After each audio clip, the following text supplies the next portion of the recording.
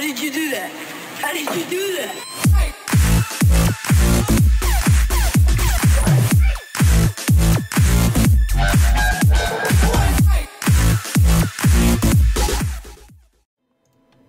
Welcome back everyone to another ESO build video. Today I'm going to be showing you the update for Morrowind for my previously posted Infused DK. Now this is actually my main character, but what I'm trying to achieve, or what I want to show you with this particular build, is that it's not just very powerful in terms of damage, but it's also very good in terms of survivability as well. His health sustain is very high, his stamina sustain is very good, his damage is very good, and you're not a liability to the group with 16k health and getting splattered by one-shots all the time. It's actually very strong all round, and this is for all content. So we're talking Maelstrom, Trials, Dungeons, Solo, anything you want to do, this is capable of doing it. Now, what I'm going to do is obviously start with the skills. For those of you that aren't familiar with the skills, obviously I'm going to go over them and explain what they do and why I use them, but this is timestamped, so if you want to skip stuff you're more than welcome to, but if you do, you are probably going to miss some valid information, but that's up to you. Anyway, we're going to start off with the skills.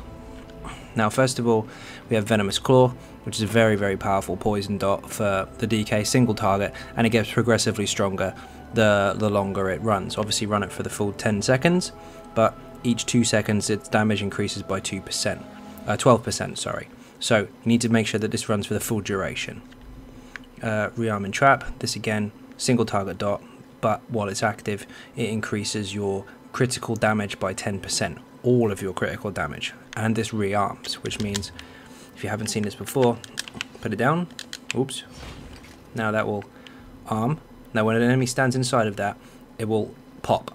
Now if it's not a boss, it will be stunned, or some things can't be stunned. If it is, doesn't matter, it will still pop, and it will still give you 6 seconds worth of crit damage, and then it will rearm and apply the buff again for a further 6 seconds. So that's a 12-second buff, and the whole time it's running, it does a decent amount of damage as well.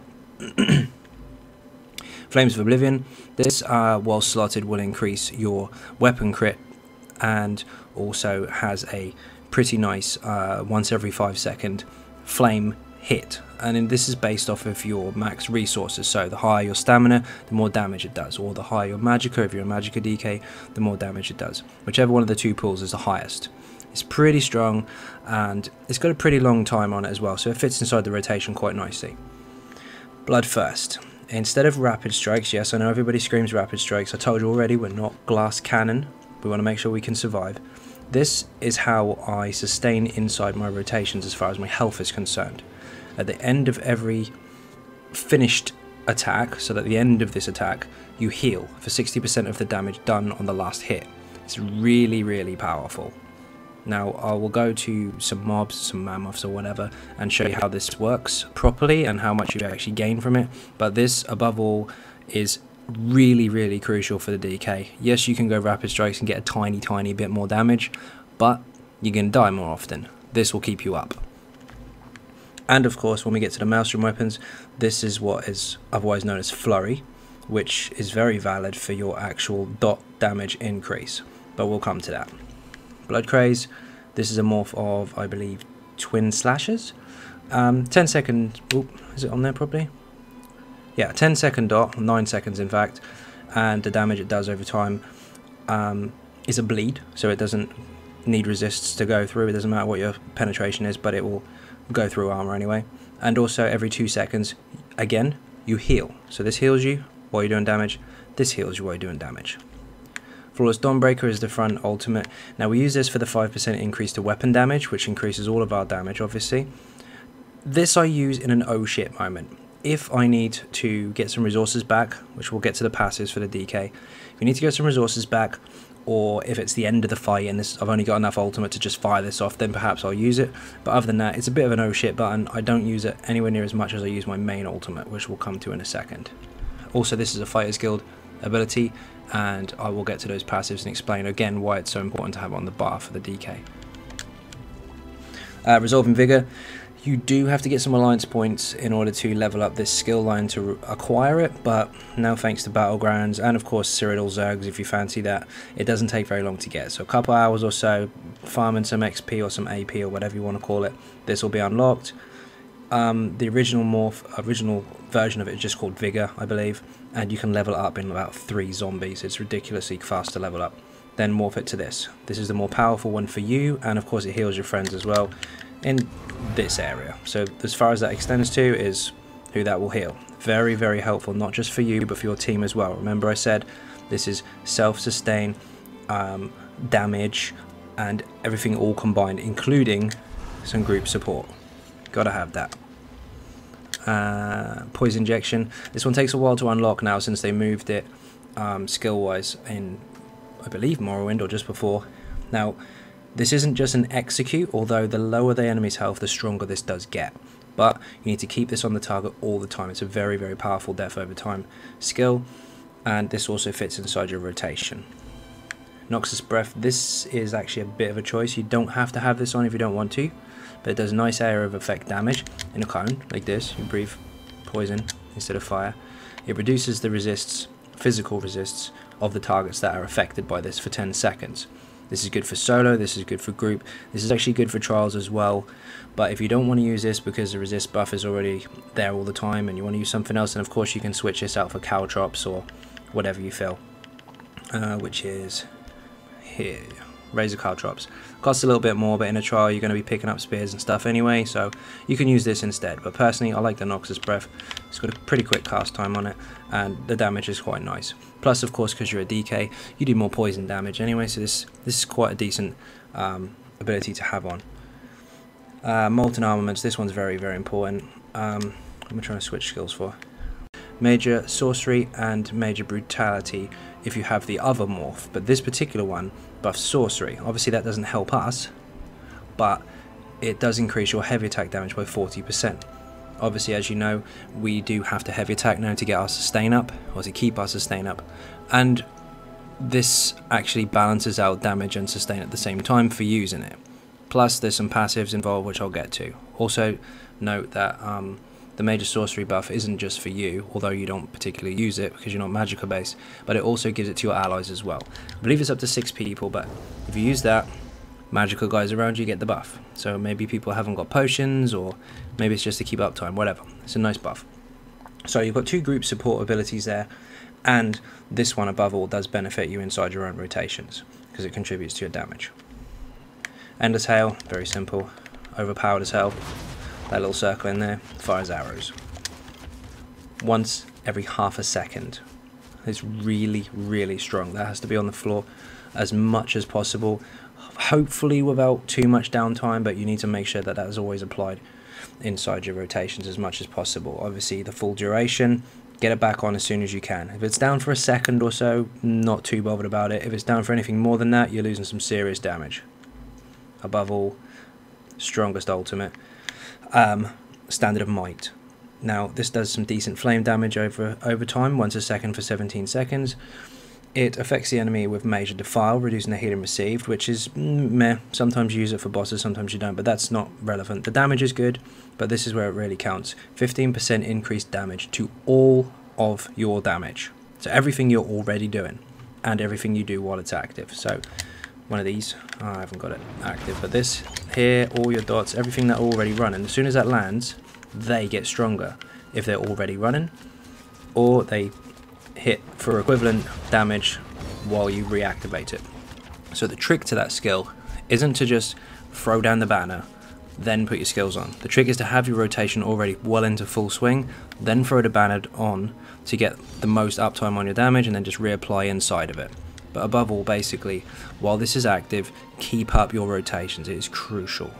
And of course, if any friends are nearby, they can synergize it for a hefty amount of damage in AoE, and it can chain all stunnable enemies on the spot. It's really, really nice. Now, let's get to the passives, the important ones. Now, there are a few other skills in this skill line that you'll use in certain places, but this isn't what it's here for. I'm here to show you the passives. Make sure you get everything in these skill lines, of course. I'm not going to go over these in too much detail, but basically this is all to improve your Ardent Flame abilities, which I know it says flame, but they're more for poison for the stamina DK, except for this one. This one is always fire. We get more damage from our poison and burning status effects. This can get burner status. This is poison, so it's all nice. This increases their damage of all the skills you're using, and this of course increases the damage of flame and poison area of effect abilities. Now no, we don't have any flame area of effect abilities as such, but this one here, the banner, that is area of effect, so that contributes to that.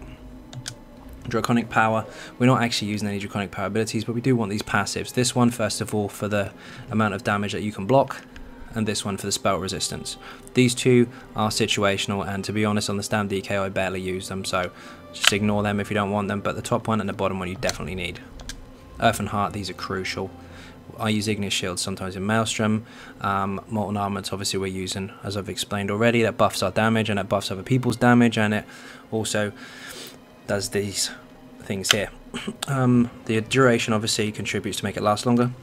Battle Roar, if you take an ultimate or cast an ultimate, you get 46 health, magic and stamina back for each point it costs. So the more expensive the ultimate, the more resources you get back. This is expensive, loads of juice back. Now again, Molten Armaments, if you cast it, because it's an Earth and Heart ability, you'll increase the weapon damage of you and your friends around you by 5% for 20 seconds, and you'll get ultimate back. You get 3 ultimate if you use it once within 6 seconds, and then 6 seconds after you can do it again. If you spam it, doesn't count, you have to have a 6-second gap.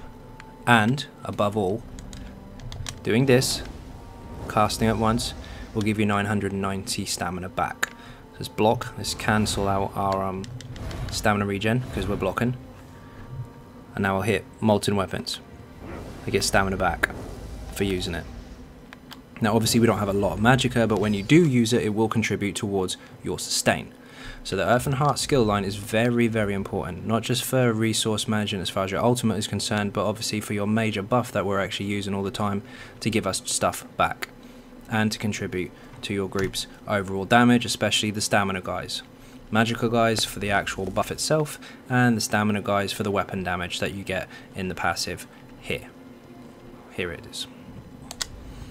Where are we? Bow, very simple. Get all of these. I won't go over them. They increase damage and all the rest of it. Get them all. Very, very important. Dual wield, again, same applies. Get every single one of these. There's execute damage, there's bleeds and all the rest. Actually, I will go over the bleed. Twin blade and blunt. We're using an axe and a dagger. Very simple. The dagger increases your crit rating, and the axe has a chance to bleed on the enemy. And just like rend and slashes, bleed doesn't require resistances to make it less effective. It goes through resists. So just a simple light attack with the axe can proc a bleed for X amount of seconds, and it's really, really strong. And it is very useful with the Maelstrom weapons as well, because they can buff it. Other passives. Now, yeah, I've got a lot of passives that probably not all of you need to use, because this is my main and I put everything on it. However, I will show you what the vital ones are. Now, recovery. I am using 1 piece light, 1 piece heavy, 5 piece medium. Now, I do want magicka recovery, because I want to make sure that I can use this, which is magic. I want to make sure I can use this. So that recovery, although it's a small percentage, does contribute to my sustain, and I am going to need that. Reduces the cost of magicka abilities. Yes, again, we're going to need that. And this increases your spell resistance. That's a bit meh, because it's quite small, but if you want it, get it. If you don't, don't. These two here, don't worry about them. They're for magicka builds. You need 5 pieces of light in order to take advantage of them. Don't worry about it. Medium, get everything. Sustain, reduction to cost, increase weapon damage for having 5 pieces. These are all very important. Get them all. Heavy armor. Resistances, not massive, but obviously if you want to optimize, get that. This gives you resources back, a very small amount if you get hit, but it's better than nothing. This one's essential. 2% bonus for having each piece of heavy armor worn.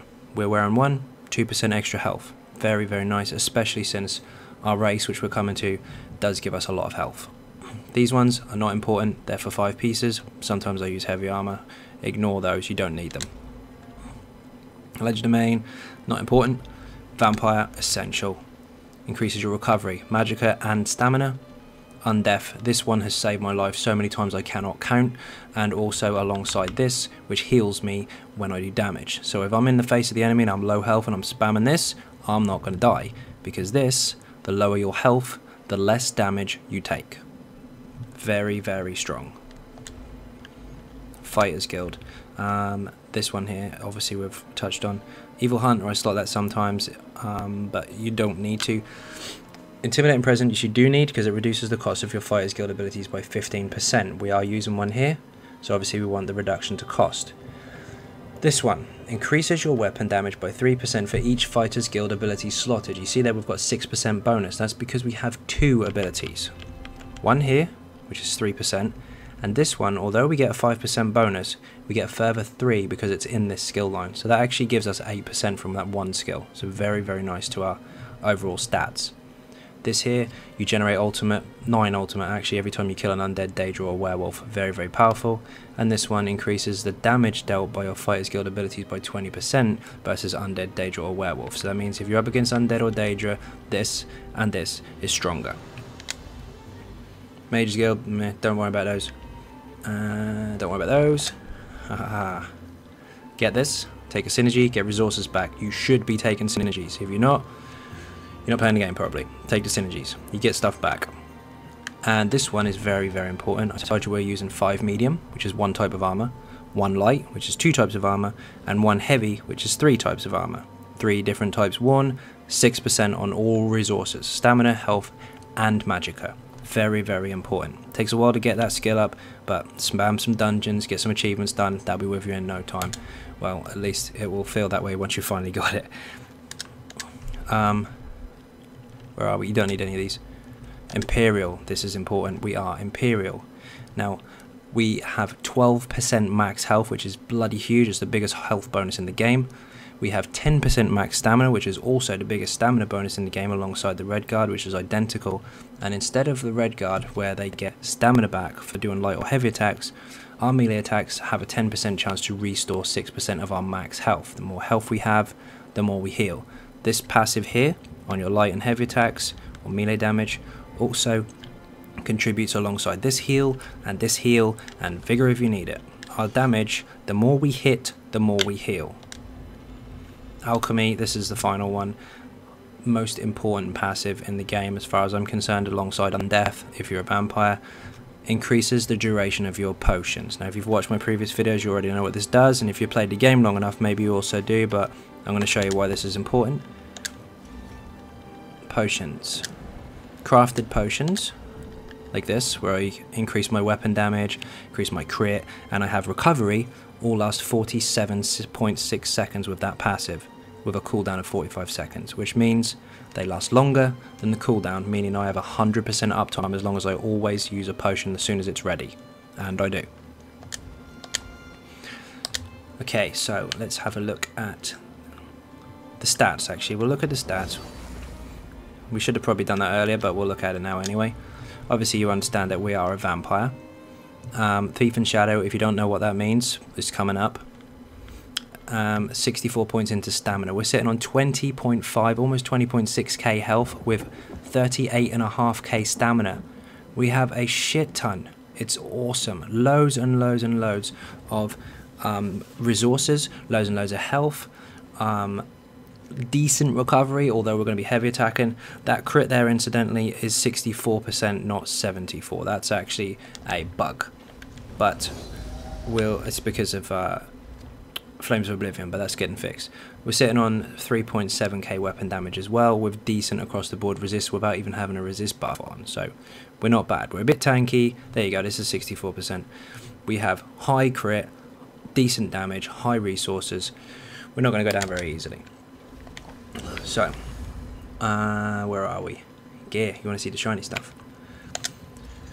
We are using an Infused Maelstrom Axe and an Infused Maelstrom Dagger. The reason we're using Infused is because the enchant itself is increased by 20%. With a cooldown, but the cooldown's irrelevant. This activates as soon as you hit Flurry anyway. But it increases the strength of the enchant.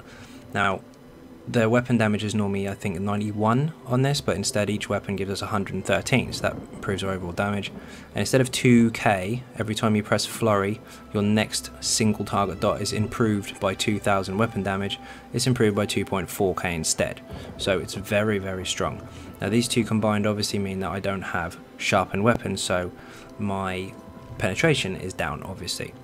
But we cover that because we use the two-fanged snake, 5 pieces. 2 on the armor, so the hands and the feet, and then 3 on the jewelry. What this does is gives you a decent amount of weapon damage, stamina and crit, but then once you hit something, every hit increases your penetration by 1k for 3 seconds, stacking up to 5 times. 3 seconds doesn't look very long, but it actually stacks. So before I show the rest of the, actually I'll show the rest of the gear first, and then I'll show you how this is applied. The rest of it is sharpened maelstrom bow on the back, because this volley here, even when you switch bars, is improved by 56 every half a second, and it adds 1889 weapon damage while you're on the back bar. So what this basically does, it increases a tick by 161 per tick, increasing by 56 every half second. So it's stronger, but it goes up and up and up the longer it runs. So the full duration, you'll get the most out of it, but if you just fire it and fire it and fire it, you won't benefit as much from it. So just make sure that it runs out, or at least gets to the last tick. So we're using twice spawn start, heavy chest, light belt, medium everything else, divines on everything.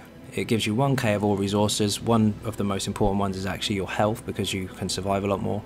And you have 2 mana stones, which if you looked in the character sheet, you saw I was using a thief and the shadow. Now these are very important. The thief on its own will give you an increased weapon crit chance, and then the shadow gives you 18% increased critical damage. So with the beast trap down, 10% crit. With the shadow, 18% crit. So when I do crit, I hit really hard. Now, I think that's it for the gear. Now I just need to demonstrate how this is all applied. Let's go and see the skelly. Okay, incidentally, as far as the skills are concerned, there is something that you can swap out. In fact, there's a lot you can do, but what I would suggest here, if you're in a trial where there's a lot of area of effect and you are struggling a bit, swap this out and change it for Deadly Cloak. Now, yes, it's going to cost you a bit more stamina to put this inside your rotation, but inside a trial, you're generally getting a lot more sustain back anyway, because you'll be picking up synergies, you'll be picking up spears or whatever. You'll not struggle anywhere near as much as you would when you're solo, although this generally doesn't struggle at all. But what this does is it does a decent amount of damage every 3 seconds for 15 seconds. That 2.7 actually goes up quite a lot when you add crit damage, but above all, it shields you for 25%. You reduce the incoming area effect damage by 25%. So if you're inside, I don't know, a big blast or magic effect or fire or whatever you're inside of, if it's an area of effect ability, you will receive 25% less damage. This is also very, very valid alongside the vampire, because if it's an area of effect ability that's being reduced by 25% and you're low health, that also reduces all of the incoming damage. So AoEs and low health and all that combined is actually very, very nice. You can sustain quite well survivability wise. So that's just something to consider. Depends on the trial or dungeon or whatever you're in. Now, the skills that I think are very, very important. Single target dots. This one, this one, this one. This one does as well, but we're not going to use it with the weapon empowered. But also the beast trap. Now the trick to this is the maelstrom weapons themselves, if you're not already familiar with them. Your flurry grants 2.4k additional weapon damage to your single target death over time abilities. 50% chance. 2 weapons, 100% chance. This is what you do. There's flurry. Your hands glow red for 4 seconds. You need to get in a single target dot quick. So you're bang, bang, bang, bang, bang. There's an ability. That counts. This one here. That counts. Now, so does your light attack if it bleeds. So if your axe puts a bleed on, that can work with the maelstrom proc too. But look, it doesn't take it away if it procs. Let me get a proc on this. Come on, where's the bleed? Not a very good example. There it is. Now, it's not all the time, it doesn't always proc the bleed, but if you do, it won't consume the buff. So you always do a light attack, then the dot first. Now you'll see that it does 4.2. So if we flurry first, 6.9, 6.1, 6.9, it goes up by quite a lot. And the same with Venom Claw as well. Venom Claw does, where's it going? Let's get a crit. 2 dots running.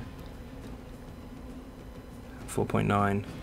It's going to get progressively stronger, but if we put Rapid Strikes on first, or Flurry, whatever you want to call it, it's already starting off quite strong, and it will get progressively stronger alongside the status effect that's on top of it. So you must make sure that your single target dots have Rapid Strikes first, or Flurry, then the dot. Rapid Strikes again, light attack, and dot. Now, the Beast Trap's tricky. Rapid Strikes, light attack, Beast Trap. See, it hasn't consumed it. My hands are still red because it doesn't consume it. It works and improves the damage, but it doesn't consume it. So, Rapid Strikes, Beast Trap swap, Poison Injection, and that takes it. Now, Poison Injection and Beast Trap and the bleed, if you get it, are all empowered by 1 flurry. So on the end of your rotation, you need to put that on. Now, to take advantage of the full timer here, you can also put in another skill. Remember, this red hands part lasts 4 seconds. So let's just count this out. 1, 2, 3, 4. It consumed it after I hit the last hit, which was the Poison Injection. I got a light attack in, I got a Beast Trap in, and I got a volley in as well. None of those consumed it until I got to hit. So on the end of your rotation, which you'll see in a DPS test, you'll see me Rapid Strikes, light, Beast Trap, swap, volley, Poison Injection. 3 abilities are consumed, 1 buff. Very, very important to note. If you want to rewind that and go through it again, feel free, but it's tricky. But once you've got that and you understand it, as long as you get it in the right order at the right time, you'll always buff up your bleed, your Beast Trap, and your Poison Injection all at the same time from 1 of these. Now, the other one to take a note of is obviously we have buff timers now, so I can see my abilities on, and that just went over there. And we need to nip this one in a bit.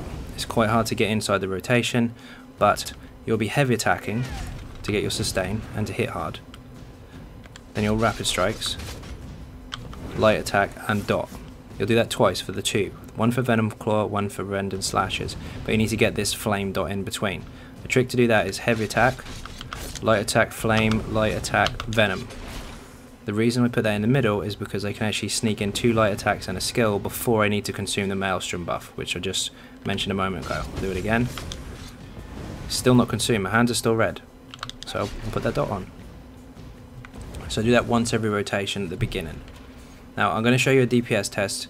Hopefully that wasn't too fast. Just showing what this can do while weaving in heavy attacks and light attacks and all of the skills and all of the empowered buffs from the Maelstrom and all the rest of it, and then you can obviously see the result. Now, yes, I can get some more damage out of this, quite a lot more damage, but for, like I said at the beginning of the video, this is for all round. This is to survive, to support, to do damage. It's everything all together.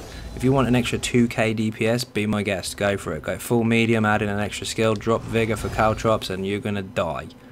If you have it this way, your survivability is much, much higher, and your sustain is covered too. Like I said, this skill here buffs you and your friends, gives you stand back, and improves your heavy attack damage. Yes, they reduced the heavy attack damage by 30%, just to balance it out, but it still covers the gap, making sure I do a decent amount. So I hit and I sustain at the same time. Just keep this up. Now I use that to get my stamina back. If you watch my bar, you'll see. It's fine. But if you did this with light attack and dots and light attack and dots, you can see my stamina just getting rinsed. So you have to pace it. But again, in a DPS test, you'll see that. Before we go any further, I'm just going to show you the champion points, then I'll show you the test.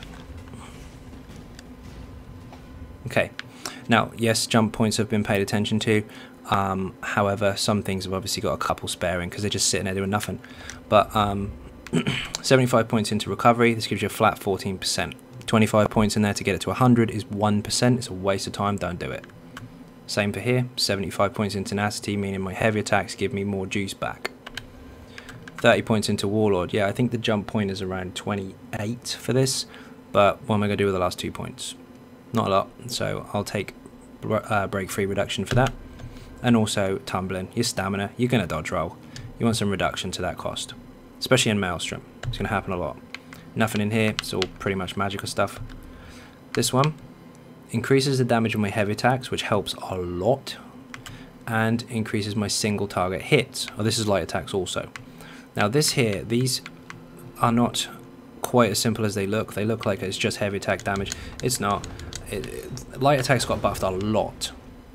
So this is not only a light attack, it's a single target hit, which is what Master of Arms does. So those two passives combined both stack up for that ability, and I do that between every ability. So I want it buffed. Same for this. This is a single target ability also. So that's also buffed by Master at Arms. So they're very important. Now, we're heavy attacking and light attacking between every single skill. So they're needed. Also, points into Mighty. Anything much more than this is a little bit of a loss. Same goes for Thaumaturge as well. The front-loaded CPs means that anything over 60 is a lot of points spent for not much in return.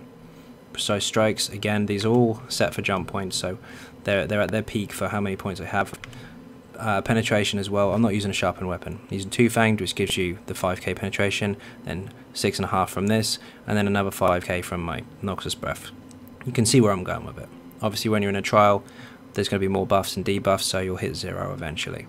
But these points are quite well balanced, and this is the strongest I've got out of it so far, alongside the single target hit buffing my light attacks to close that gap. Otherwise, these would just be wasted, getting me a tiny 1% maybe overall DPS. Also, incidentally, about the penetration side of things, I'm now going to show you the two-fanged snake and how that works. 20 points in Ironclad to reduce income and damage from single target hits, whether it be a heavy attack or a fireball or whatever. I think the jump point for that is around 18 or something, but I've got 2 points spare, so whatever.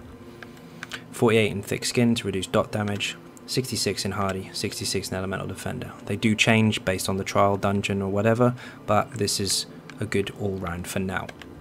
10 points in Quick Recovery, simple, gives me increased received heals from myself and others, and also my favourite passive, while you resin someone you take less damage. Very, very strong. Now the two-fanged snake, like I said, lasts 3 seconds, so that's rubbish, but it's not. It doesn't last 3 seconds, it reapplies. So here it is. You see the little sword in the buff timer? That's one. You can see it stacking up to 5 times. So now I have 5k penetration. As long as I'm attacking, it doesn't run out. Switch bars, doesn't matter. As long as I'm doing damage, it won't run out. Stays up. So that's why that is very, very powerful. It goes to a peak of 5 stacks, and then it stays on until you don't do damage for 3 whole seconds. If you stop doing damage, that runs out. Go to another target. Still stays with you, as long as you're doing damage. So if he dies really quick, get to that one before it runs out, boom, you're in. Failing that, just throw down a volley, little half-second ticks. 1, 2, 2.5, done. Let's see what else we need to do. Did I miss anything before we go to the DPS test? I don't think so. Weapon damage glyphs on everything. No. So, I'm going to go over to the DPS test and then we'll wrap this up.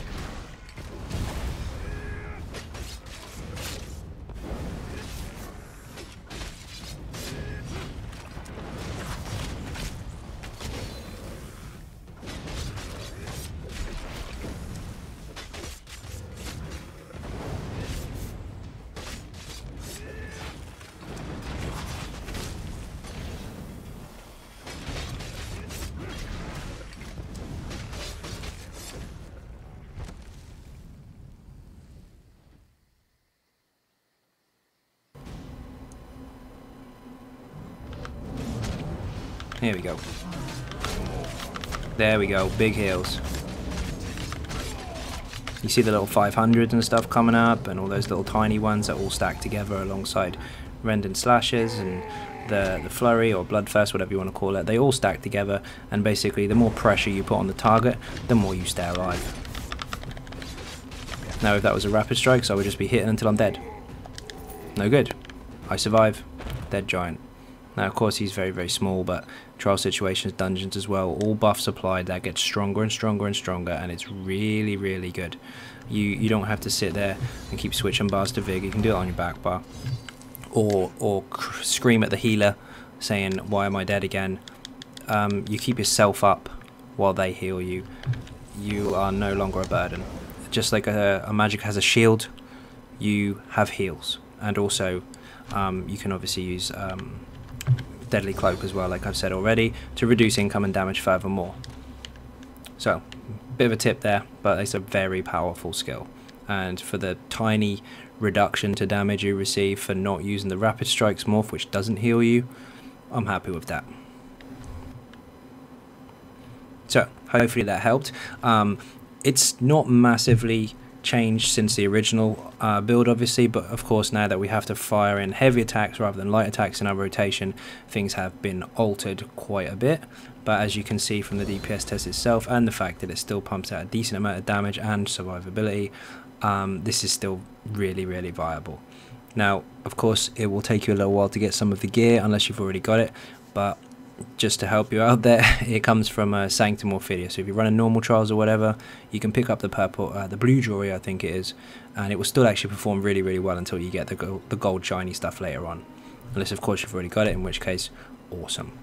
Now I will be posting another DK video very soon, and that is the one for newer players, for specifically for Maelstrom actually, if you're struggling with it, and it's been quite high in demand since its original post, so I'll be showing that update for that for Morrowind, and also what to expect when they finally fix one of the perks from the setup.